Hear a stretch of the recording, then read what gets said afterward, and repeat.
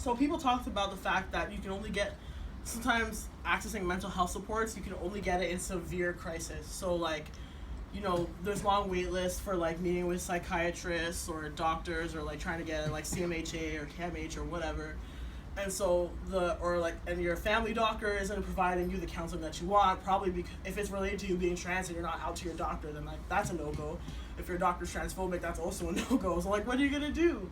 And so people are like, we can only get help when we're like in like 10 out of 10 crisis, when I'm like screaming and crying and throwing stuff around and and that's not helpful. Ideally, we want to get help before we've escalated to that high crisis, right?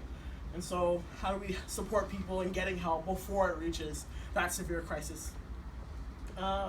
Patience and respect, you know, being patient with people, respecting people's identities, especially for non-passing trans folks. I mean, like, passing politics are a thing, but like, you know, if you're a trans person and like people read you as a trans person, or they're like, something's wrong because like, I think that person's a man but they're wearing a dress, or like, that's a girl but like her voice is or that's a girl, her voice is really high but she's wearing like masculine clothes.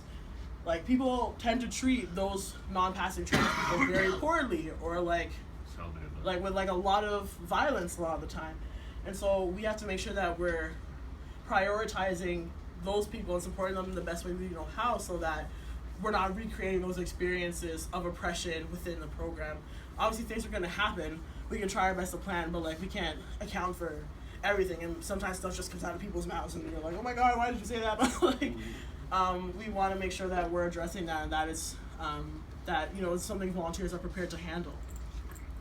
And then just keeping an open mind about stuff, and like allowing fluidity, and like not like being rigid, because like, who wants to be rigid? Not me. Well, maybe if you're like, do it, whatever. Anyways. I'll edit that part out. Yeah, you will. Thank you. Trans misogyny in trans spaces. That's a thing that happens a lot of the time. People who are assigned female